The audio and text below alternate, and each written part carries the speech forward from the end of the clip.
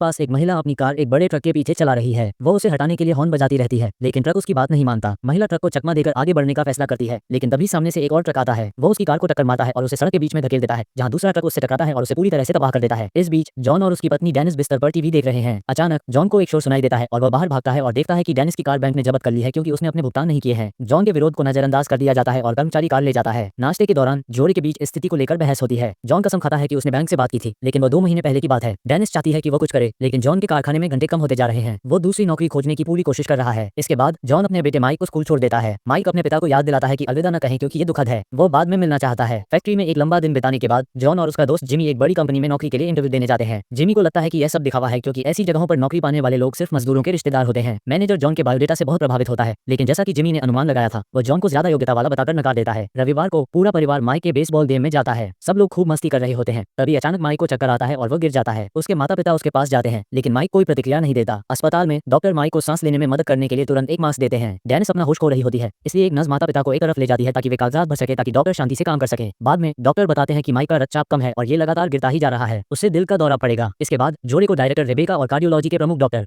टनर से मिलने के लिए एक ऑफिस ले जाया जाता है। टनर उन्हें एक सामान्य बच्चे और माइक के दिल की तुलना करते हुए एक्स-रे दिखाता है और बताता है कि माइक के दिल में सेप्टिक दोष है, जिसकी वजह से माइक का दिल सामान्य से 3 गुना बड़ा है। इसका मतलब है कि उसे पर्याप्त रक्त पंप नहीं मिल रहा है और यह फेफड़ों में वापस आ जाता है। इस स्तर पर वे कोई सुधारात्मक सर्जरी नहीं कर सकते। माइक को स्पष्ट रूप से हृदय प्रत्यारोपण की आवश्यकता है। दूसरा विकल्प उसे हर दिन दवा देना है, लेकिन उसके जीवन की गुणवत्ता खराब होगी और वह किसी भी दिन मर जाएगा। रेबेका बताती है कि प्रत्यारोपण एक उच्च जोखिम वाला ऑपरेशन है, इसलिए माइक मेज पर ही मर सकता है। लड़के के पास जीने के लिए केवल कुछ हफ्ते बचे हैं, शायद कुछ दिन। इसलिए वो सोचती है कि परिवार इसे अलविदा के रूप में एक खुश समय बनाना चाहता है। जैसे ही डेनिस टूट जाता है, जॉन उन्हें बताता है कि वह चाहता है कि माइक सर्जरी करवाए। टनर माइक को अंक प्राप्तकर्ता सूची में रखना चाहता है, ये कहते हुए कि चूंकि माइक सकारात्मक है, इसलिए वो सूची में सबसे ऊपर होगा। हालांकि रेबेका उसे रोकती है, ये बताते हुए कि पहले उन्हें भुगतान पर चर्चा करने की आवश्यकता है। जॉन उसे याद दिलाता है कि उसके पास बीमा है, लेकिन रेबेका पहले ही जांच कर चुकी है और उसकी पॉलिसी इस तरह की प्रक्रियाओं को कवर नहीं करती है। डेनिस को उसकी नौकरी में कोई लाभ नहीं मिलता है और जोड़े के पास अपना घर या अन्य निवेश नहीं है। इसका मतलब है कि अस्पताल को इसे नकद खाते के रूप में मानना होगा, जिसका अर्थ है कि प्रत्यारोपण पर $2,50,000 खर्च होंगे। अस्पताल की नीति के अनुसार रिसीवर की सूची में मरीज का नाम दर्ज करने के लिए 30% अग्रिम भुगतान करना होगा। बाहर निकलते समय जोड़े के पास एक और डॉक्टर आता है, जिसने सुना है कि वे माइक को एक काउंटी अस्पताल ले जा रहे हैं। वो बताती है कि हृदय प्रत्यारोपण एक वैकल्पिक प्रक्रिया है, इसलिए एक काउंटी अस्पताल उनकी मदद करने के लिए बाध्य नहीं है। डॉक्टर उन्हें अपनी बीमा कंपनी से बात करने या अस्पताल के मानव संसाधन विभाग, बच्चों की राज्य सेवाओं और मेडिकेड जैसी जगहों पर मदद मांगने के लिए कहता है। अगले दिन कारखाने में जॉन मानव संसाधन के प्रमुख से बात करता है और उसे पता चलता है कि कंपनी ने करियर बदल दिया है। उन्होंने एक कम खर्चीली पॉलिसी ली है, जिसमें कई प्रतिबंध हैं। जॉन के काम के घंटे कम हो गए हैं, इसलिए उसे पार्ट टाइम कर्मचारी माना जाएगा, इसलिए वो पूरे कवरेज के लिए योग्य नहीं है। जॉन उसे अपनी गंभीर स्थिति समझाता है, लेकिन वो कहता है कि वो कुछ नहीं कर सकता। वो जॉन को अपील करने की सलाह देता है, जिसमें लगभग 7 कार्य दिवस लगते हैं। बीमा कंपनी के लिए बहुत सारे कागजी काम पूरे करने के बाद जॉन और डेनिस चिल्ड्रन स्टेट सर्विसेज जाते हैं। हालांकि चूंकि उनके पास पहले से ही बीमा है, वे दोनों नौकरी करते हैं और वे कल्याणकारी योजना के तहत नहीं है, इसलिए वे योग्य नहीं है। ये जोड़ा एक दफ्तर से दूसरे दफ्तर जाता है, बहुत सारे कागजी काम पूरे करता है और उन्हें मवेशियों की तरह घसीटा जाता है, लेकिन बार बार यही कहा जाता है कि वे इतने गरीब नहीं है। आखिरकार जॉन की अपील मंजूर हो जाती है और वो उत्साहित होकर रेबेका से मिलने जाता है। हालांकि वो समझाती है कि अपील पहले से मौजूद दावों के लिए होती है और उसे शिकायत के तौर पर अपील करनी होगी। उसे फिर से कागजी काम जमा करना होगा, जिसमें 30 दिन तक लग सकते हैं। इसके बाद जॉन और डेनिस दोस्तों से पैसे उधार लेने और अपनी संपत्ति बेचने लगते हैं। कुछ पड़ोसी जानते हैं कि वे हताश हैं और कुछ पैसों में उनकी चीजें खरीदने का फायदा उठाते हैं। वे नियमित रूप से अस्पताल में माइक से मिलने जाते हैं और उसे अच्छे मूड में रखने की कोशिश करते हैं, ताकि उसके दिल पर और दबाव न पड़े। कभी कभी अस्पताल में रहना मुश्किल हो जाता है, क्योंकि वे दूसरे कमरों में मरीजों को मरते हुए देखते हैं। एक दिन जिमी जॉन से कहता है कि उसे अपनी कहानी खबरों में लाने की कोशिश करनी चाहिए। जॉन टीवी स्टेशन जाता है और एक रिपोर्टर से बात करता है, जो उसके मामले में दिलचस्पी दिखाता है। हालांकि उसे पहले उच्च अधिकारियों से अनुमति लेनी होगी। समय बीतने के साथ जॉन को अपनी कार और अपनी शादी की अंगूठी जैसी महत्वपूर्ण चीजें बेचने के लिए मजबूर होना पड़ता है, लेकिन फिर भी यह काफी नहीं है। एक सुबह डेनिस ने अस्पताल से जॉन को यह बताने के लिए फोन किया कि टनर माइक को रिहा कर देगा। हालांकि जॉन ने कमरे को रखने के लिए कुछ पैसे छोड़े थे, फिर भी वो उस पर चिल्लाती है और उसे कुछ करने के लिए कहती है। अपने सभी विकल्पों पर विचार करने के बाद जॉन अस्पताल जाता है और टनर से अकेले में बात करता है। वे कई मिनटों तक बहस करते हैं और टनर फिर भी मदद करने से इनकार कर देता है। अचानक जॉन टनर को दूसरे कमरे में धकेल देता है और टनर को दीवार से टकराने से पहले एक बंदूक निकालता है। वो घोषणा करता है कि वो अब अच्छा नहीं कर रहा है और टनर के पास मदद करने के अलावा कोई विकल्प नहीं है। जॉन दरवाजे को जंजीर से बांध देता है और डॉक्टर को हिलने से रोकता है। जब वे गार्ड मैक्स को देखते हैं, तो जॉन अपनी बंदूक का इस्तेमाल करने की धमकी देता है। मैक्स हथियारबंद नहीं है, इसलिए वो रास्ते से हट जाता है। एक और दरवाजे को जंजीर से बांधने के बाद वे मुख्य क्षेत्र में जाते हैं और जॉन के पास बंदूक देखकर तुरंत घबरा जाते हैं। भीड़ कमरे से बाहर भागने लगती है, इसलिए जॉन सभी को खोने से पहले दरवाजा बंद करने के लिए दौड़ता है। कुछ बंधक हैं जो मरीज हैं, जिन्हें तत्काल देखभाल की आवश्यकता है, इसलिए जॉन एक डॉक्टर से उनकी देखभाल करने के लिए कहता है। इसके बाद जॉन एक सुरक्षा कैमरे को नष्ट कर देता है और मैक्स को सभी लिफ्टों की बिजली बंद करने के लिए मजबूर करता है। निगरानी कक्ष में मौजूद गार्ड ये देखता है और पुलिस को फोन करता है। जब फोन बजता है तो जॉन कॉल उठाता है और उस व्यक्ति को बताता है कि अस्पताल मरम्मत के लिए बंद है, इसलिए उन्हें दूसरी जगह जाना चाहिए। वेटिंग रूम में बहुत से लोग शिकायत करते रहते हैं और डॉक्टर से मदद मांगते रहते हैं। एक बच्चा लगातार रो रहा होता है। जॉन को समझ नहीं आता कि उन्हें कैसे धैर्य रखने के लिए मनाए। तभी एक एम्बुलेंस आती है, जिसमें एक मरीज को गोली लगी है। जॉन ने परेड पेट पर अपनी बंदूक तान दी और घायल आदमी को अंदर आने देने से पहले ही उन्हें जाने के लिए मजबूर कर दिया। डॉक्टर उसे सर्जरी रूम में ले जाते हैं और टर्नर शिकायत करते हुए कहता है कि वो एक कार्डियक सर्जन है, इमरजेंसी फिजिशियन नहीं। जॉन को यकीन नहीं हो रहा कि वो एक मरते हुए आदमी की मदद करने से इनकार कर रहा है और उसे ऐसा करने के लिए मजबूर कर रहा है। अचानक जॉन को सायरन की आवाज सुनाई देती है और उसे पता चलता है कि कई पुलिस गाड़ियां बिल्डिंग को घेरे हुए हैं। लेफ्टिनेंट फ्रैंक सबको जगह देता है और यह जानकर निराश हो जाता है कि रेबेका यहाँ नहीं है क्योंकि आज शनिवार है। इमरजेंसी रूम में डॉक्टर एक गर्भवती महिला की देखभाल करते हैं। मैक्स के रेडियो पर फ्रैंक का एक संदेश आता है जिसमें जॉन से बात करने को कहा जाता है। जैसे ही जॉन रेडियो लेता है, फ्रैंक अपनी सारी बातचीत की तरकीबें इस्तेमाल करता है, दोस्ताना और मददगार बनने की कोशिश करता है। जॉन समझ जाता है कि फ्रैंक उसे भावनात्मक रूप से बहकाने की कोशिश कर रहा है और उसकी मांगों को साझा करता है। वो चाहता है कि पुलिस रेबेका को खोजे और माइक का नाम वेटिंग लिस्ट में डाल दे। फ्रैंक कुछ करने का वादा करता है, लेकिन जॉन को उस पर भरोसा नहीं होता और वो फोन काट देता है। इसके बाद जॉन मरीजों से बात करता है और अपने बच्चे के जन्म का इंतजार कर रहे लड़के के प्रति सहानुभूति जताता है। मिच भी है जो कसम खाता है कि वो और उसकी गर्लफ्रेंड जूली एक कार एक्सीडेंट में थे, लेकिन उसकी कहानी का विवरण समझ में नहीं आता है। लेस्टर का निष्कर्ष है कि मिच ने जूली को पीटा, इसलिए मिच ये कहकर खुद को बचा लेता है कि वह नशे में था। फिर टर्नर गोली लगने वाले आदमी का ऑपरेशन पूरा करता है। ये पुष्टि करता है कि वो अब सुरक्षित है। जब जॉन नहीं देख रहा होता है तो मिच मैक्स को कुछ नहीं करने के लिए डांटता है और एक स्कैल्पेल और एक स्प्रे चुरा लेता है। माइक के कमरे में डेनिस एक डॉक्टर को लड़के को कई अलग अलग दवाएं लगाते हुए देखती है। एक बच्चे के लिए ये बहुत अधिक है, लेकिन उसे थोड़ी देर और जीवित रहने के लिए इन सभी की आवश्यकता है। माइक दर्द की शिकायत करता है, इसलिए डॉक्टर उसे एक एक्शन फिगर से विचलित करता है। बगल के कमरे में एक महिला का ब्रेकडाउन हो जाता है क्योंकि उसके बच्चे की मृत्यु हो गई है। अस्पताल के बाहर बहुत से लोग इकट्ठा होते हैं, जिनमें आम नागरिक और रिपोर्टर भी शामिल हैं, जो पुलिस का इंटरव्यू लेना चाहते हैं। चीफ गस आते हैं और फ्रैंक से बहस करते हैं कि उन्होंने इस मामले को जल्दी क्यों नहीं सुलझाया। गस को मेयर का फोन आता है और वो उनसे जल्द मिलने का वादा करते हैं। इमरजेंसी रूम में जॉन सभी बंधकों को मशीन से नाश्ता करवाता है। उसे आश्चर्य होता है कि माइक की समस्या का पता पहले क्यों नहीं चला, जबकि उसके जन्म के बाद से ही हर साल उसका चेकअप होता रहा है। एक डॉक्टर बताता है कि बीमा कंपनियां डॉक्टरों को पैसे देकर टेस्ट नहीं करवाती हैं ताकि खर्चा कम रहे। टर्नर बेवकूफ बनने की कोशिश करता है, लेकिन दूसरा डॉक्टर कहता है कि कानून के तहत उनसे सिर्फ मरीजों को स्थिर करने की उम्मीद की जाती है। इसके अलावा कुछ भी करना जरूरी नहीं है, इसलिए स्टाफ को कोई परेशानी नहीं है। मरीज सिस्टम के बारे में शिकायत करते हैं और टर्नर पर चिल्लाते हैं, जो उन्हें याद दिलाने की कोशिश करता है कि जॉन के पास उन्हें अपनी पीठ से हटाने का हथियार है। जब जॉन फोन करने की कोशिश करता है तो उसे पता चलता है कि फोन की लाइनें काट दी गई हैं और चाहे वो कोई भी नंबर इस्तेमाल करे, फ्रैंक हमेशा फोन उठाता है। फ्रैंक कसम खाता है कि वो लिस्ट पर काम कर रहा है, लेकिन वह चाहता है कि जॉन अच्छे विश्वास के संकेत के रूप में कुछ मरीजों को जाने दे। जैसे ही रेबेका आती है और फ्रैंक को माइक की स्थिति के बारे में बताती है, एक डॉक्टर जॉन से कहता है कि गर्भवती महिला को ले जाने की जरूरत है। ये सुनकर जॉन कुछ बंधकों को जाने देने के लिए सहमत हो जाता है, लेकिन बदले में वो 1 घंटे में परिणाम चाहता है या लोगों को गोली मारना शुरू कर देगा। फिर जॉन घोषणा करता है कि गर्भवती महिला और बच्चे की मां जा सकती है। मिच एक मरीज को ध्यान भटकाने के लिए उसका अपमान करता है और जब जॉन उन्हें शांत करने के लिए उसके पास आता है तो मिच उसकी आंखों पर स्प्रे डालता है और उसके कंधे पर छुरी से वार करता है। जॉन उसे 2 बार सिर से मारता है, इससे पहले कि वे बंदूक के लिए लड़ते। वो फर्श पर गिर जाती है। मिच जूली से स्प्रे लेने और जॉन को गोली मारने के लिए कहता है। हालांकि जूली स्प्रे उठाती है और मिच की आंखों पर स्प्रे करती है और उसे कई बार लात मारती है और रोती है क्योंकि वह जिस तरह से उसे पीटती है उसके बारे में शिकायत करती है। वो उसे कमर में भी लात मारती है और घोषणा करती है कि वो अब उसकी बाबी नहीं रहेगी और अपनी विग उतार देती है। जॉन बंदूक लेने और मैक्स से हथकड़ी उधार लेने के लिए दौड़ता है, जबकि हर कोई उसकी बहादुरी का जश्न मनाता है। मिच को रेडिएटर से बांधने के बाद जॉन बच्चे के साथ मां और उसके पति के साथ गर्भवती महिला को जाने देता है भी जश्न मनाती है, जबकि रिपोर्टर जिसके पास जॉन दूसरे दिन गया था घटना को कवर करता है। माइक की स्थिति के बारे में बात करना सुनिश्चित करता है, जबकि रिहा किए गए बंधकों ने रिपोर्टरों को बताया कि जॉन ने उनके साथ अच्छा व्यवहार किया। एक समाचार टीम को पता चलता है कि पुलिस के पास अस्पताल में कैमरों तक पहुंच है। इस बीच गस और एक अधिकारी रेबेका से बात करने की कोशिश करते हैं। वो बिल्कुल भी अपराध बोध नहीं दिखाती है और बताती है कि बहुत से माता पिता हर दिन इस तरह पागल हो जाते हैं। वो नियमों को बदलने के लिए कुछ नहीं कर सकती। अगर लोगों को ये पसंद नहीं है तो उन्हें कांग्रेसी से बात करनी होगी। अधिकारी बताता है कि वे जॉन को बता सकते हैं कि माइक सूची में है, बिना वास्तव में ऐसा किए। उसी समय अस्पताल के सुरक्षा प्रमुख आते हैं और पुलिस को इमारत में एक कमजोर जगह के बारे में बताते हैं। रेबेका और फ्रैंक आईसीयू में प्रवेश करते हैं और डेनिस को ढूंढते हैं ताकि वो उसे बता सके कि क्या हो रहा है। डेनिस कसम खाती है कि उसका पति एक मक्खी को भी चोट नहीं पहुंचाएगा और उसे इस बात का पछतावा होता है कि उसके चिल्लाने की वजह से वो बहुत आगे बढ़ गया। जब फ्रैंक सवाल पूछने लगता है तो डेनिस समझ जाती है कि वो जॉन को रोकने के लिए उसका इस्तेमाल करना चाहते हैं और वो साथ देने से इनकार कर देती है। हालांकि जब रेबेका ट्रांसप्लांट फ्री में करने के लिए तैयार हो जाती है और आभार जताते हुए उसे गले लगाती है तो वो अपना मन बदल लेती है। जाते समय फ्रैंक रेबेका को उसकी शानदार एक्टिंग के लिए बधाई देता है।